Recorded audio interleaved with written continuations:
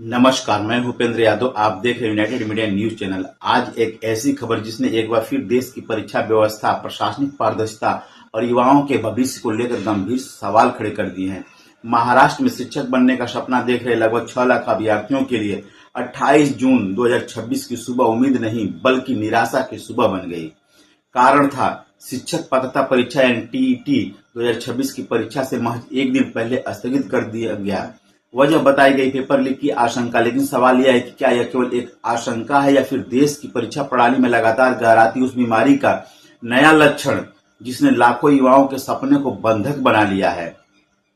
महाराष्ट्र सरकार का कहना है कि परीक्षा की निष्पक्षता और पारदर्शिता बनाए रखने के लिए यह निर्णय लिया गया है। लेकिन क्या यह फैसला समय पर लिया गया है? क्या परीक्षा से एक दिन पहले लाखों छात्रों को मानसिक तनाव और आर्थिक नुकसान से बचाया जा सकता था? और सबसे बड़ा सवाल, क्या देश की परीक्षा प्रणाली अब संगठित अपराधों की हाथों की कठपुतली बनती जा रही है? दरअसल पूरा मामला तब सामने आया जब ठाणे जिले के भिवंडी क्षेत्र में पुलिस को सूचना मिली कि कुछ लोग शिक्षक पात्रता परीक्षा का प्रश्न पत्र बेचने की तैयारी कर रहे हैं। पुलिस ने छापेमारी की और कथित तौर पर कुछ लोगों के कब्जे से ऐसे ही प्रश्न पत्र बरामद किए जो वास्तविक टीईटी प्रश्न पत्र से मेल खाते थे। इसके बाद महाराष्ट्र राज्य परीक्षा परिषद के अधिकारियों को बुलाया गया और जांच के बाद प्रश्नों के मिलान की पुष्टि हुई। इसके बाद जो हुआ उसने लाखों युवाओं को झटका दे दिया। सरकार ने परीक्षा स्थगित कर दी। मुख्यमंत्री देवेंद्र फडणवीस ने मामले की जांच के लिए विशेष जांच दल यानी एसआईटी के गठन के आदेश दिए। वहीं ठाणे पुलिस ने भी 20 सदस्यीय विशेष जांच टीम बनाई है जो देश भर में इस नेटवर्क की तलाश में जुटी हुई है। लेकिन क्या सिर्फ एसआईटी बना देना ही समाधान है? यह सवाल केवल एक महत्वपूर्ण हो जाता है क्योंकि देश में यह कोई पहला मामला नहीं है। पिछले कुछ वर्षों में विभिन्न राज्यों में भर्ती परीक्षाओं, प्रतियोगी परीक्षाओं और प्रेस परीक्षाओं में पेपर लीक की घटनाओं ने युवाओं का विश्वास बुरी तरह तोड़ दिया है। अगर इस मामले पर राजनीतिक प्रतिक्रियाओं की बात करें तो विपक्ष ने सरकार पर तीखा हमला बोला है। कांग्रेस के प्रदेश अध्यक्ष हर्षवर्धन शपकाल ने सवाल उठाया है कि आखिर सरकार एक भी परीक्षा पारदर्शी तरीके से क्यों नहीं करा पा रही है। उन्होंने चेतावनी दिया कि अगर दोषियों पर सख्त कार्रवाई नहीं हुई तो विपक्ष सड़कों पर उतरेगा। लोकसभा में विपक्ष के नेता राहुल गांधी ने भी इस मुद्दे पर केंद्र और राज्य सरकार पर निशाना साधते हुए कहा कि देश की शिक्षा और परीक्षा व्यवस्था को वसूली का सिस्टम में बदल दिया गया है। उन्होंने इसे युवाओं के भविष्य की चोरी करार दिया है। हालांकि राजनीतिक बयानबाजी से अलग होकर अगर हम इस पूरे मामले का विश्लेषण करें तो कई गंभीर प्रश्न सामने आते हैं।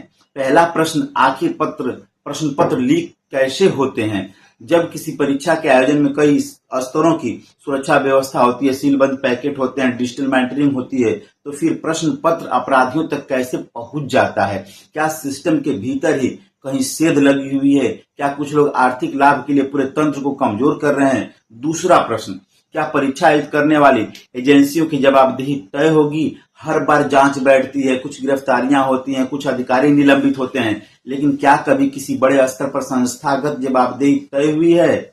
क्या परीक्षा संस्था के शीर्ष अधिकारियों पर गंभीर कार्रवाई हुई है?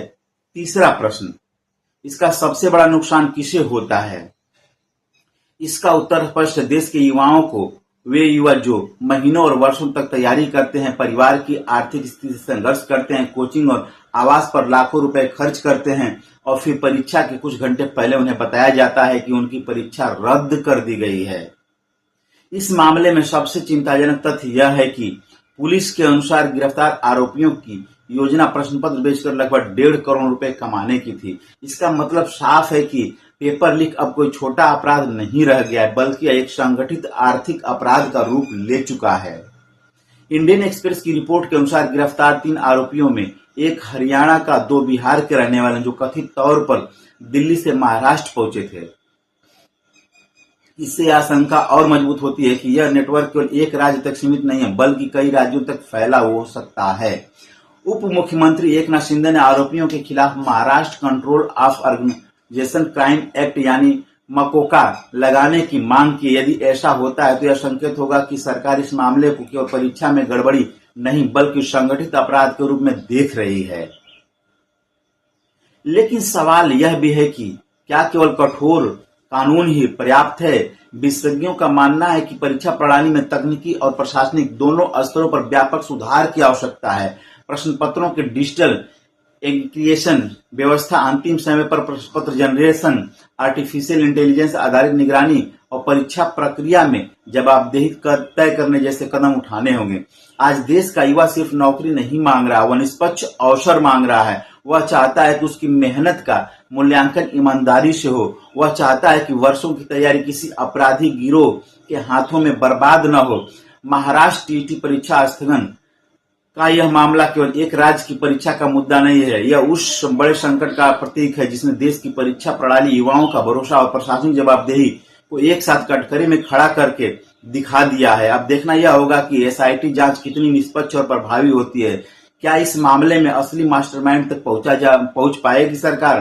क्या संभावित खरीदारों की पहचान सार्वजनिक की जाएगी? और सबसे महत्वपूर्ण, क्या भविष्य में ऐसी घटनाओं को रोकने के लिए कोई अस्थायी व्यवस्था बनाई जाएगी?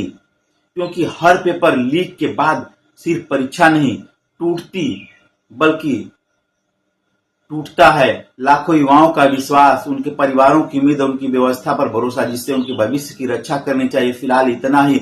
इस बड़े सवाल के साथ आखिर युवाओं के सपनों की कीमत कौन चुकाएगा? नमस्कार, मैं हूं उपेंद्र यादव।